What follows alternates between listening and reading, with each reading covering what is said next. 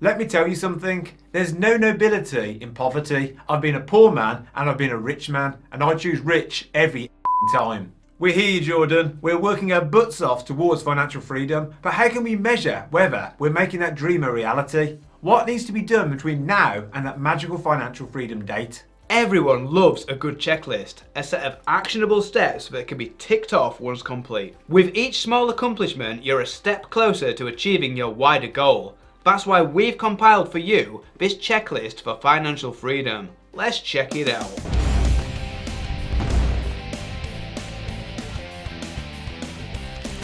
Welcome to Unshackled.com, the investment and finance channel and website that sets you and your finances free. That was Andy and I'm Ben, and if you like what we say, hit the like button and click subscribe. Clear your bad debt. Let's keep this one brief, as it's the most overly preached rule in wealth building.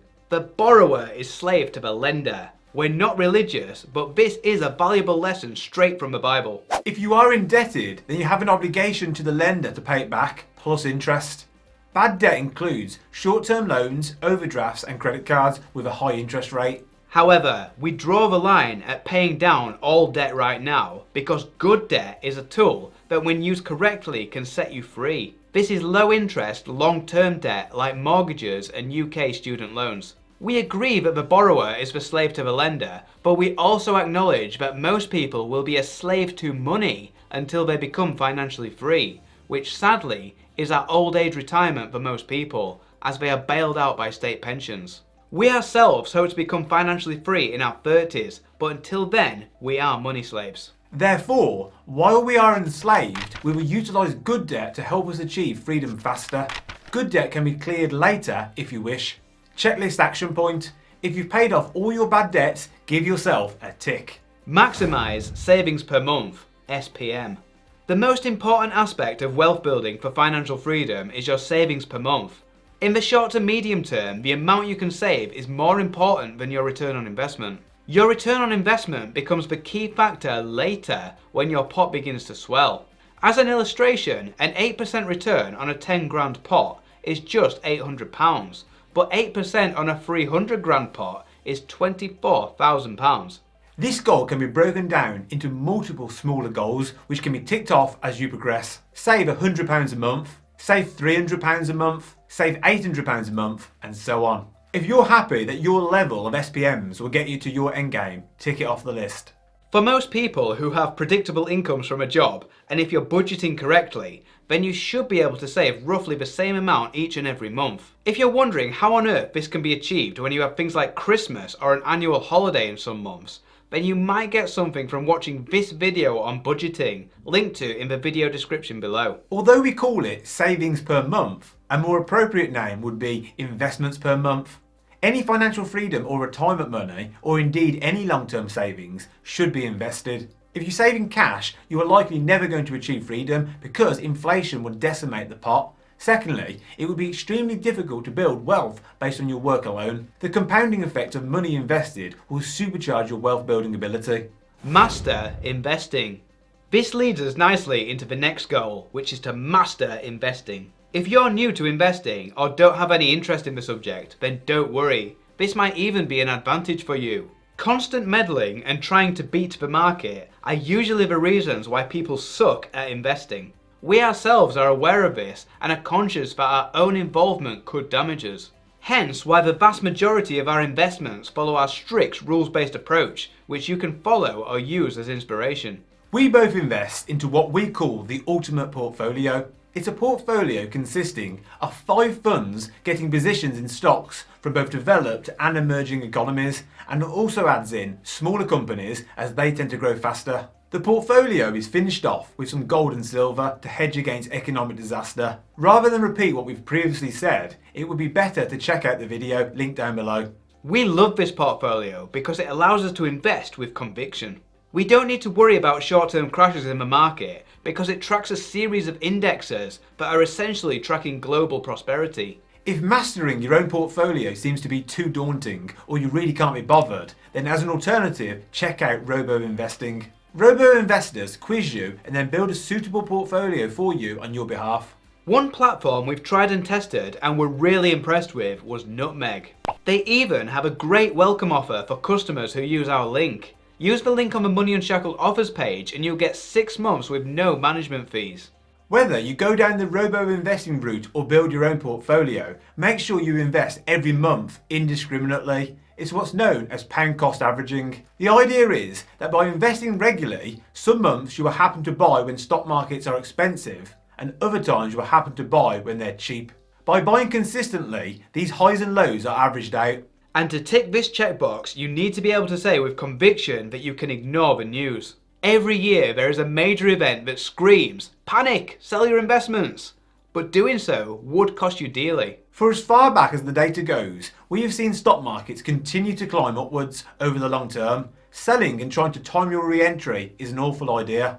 Most people cannot do this, and oftentimes they end up watching from the sidelines as everyone else gets rich around them. Congratulations, you have now mastered investing. Check. Hey, wait a minute, what about stocks? Stocks can be fun, and we do invest a little into individual stocks. The problem with stocks is you could end up rich, but equally you could end up poor. We are confident that with index investing you will become rich one day, although of course there is no guarantee. Insure against disaster. There's probably a long time between now and your freedom date in which many things can go wrong. We know that insurance can feel like a waste of money, but if the risk is too great, then insure against it. That's exactly what we've done. I have life insurance, which ensures my wife and child are okay if I was to die. And Andy has income protection insurance that guarantees him an income if he is unable to do his job here at Money Unshackled. We see this as locking in your financial freedom today.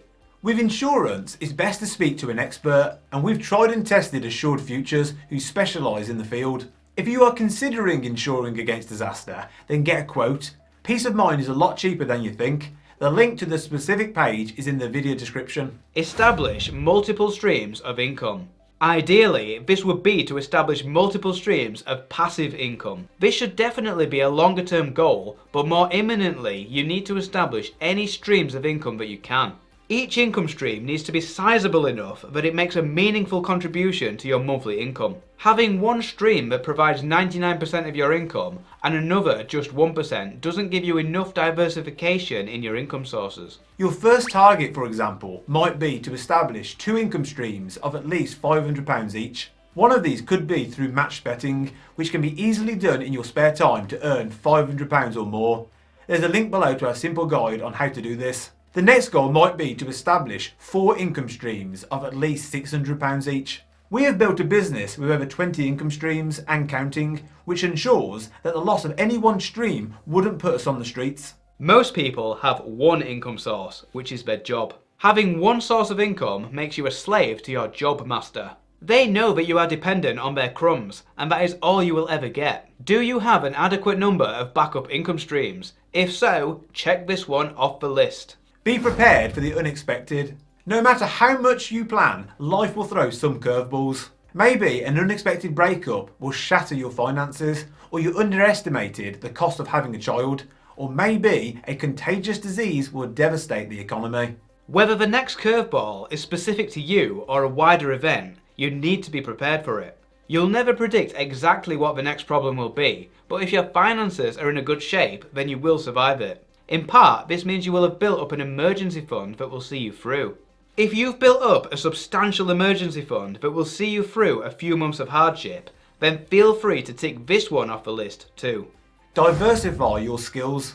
If you do depend on one job, then you might also want to diversify your skill set. You need to work on improving your transferable skills. Today you might be a taxi driver by trade, but when autonomous cars ultimately replaces you, can you easily apply yourself to something else without taking a devastating and unexpected blow to your income? The unexpected isn't necessarily out of your control either. It could well be that you've been doing your well-paid but boring job for far too long and need to try something different. Remember that financial freedom is likely years, even decades away. You'll probably need extra skills to fall back on over that turbulent time horizon.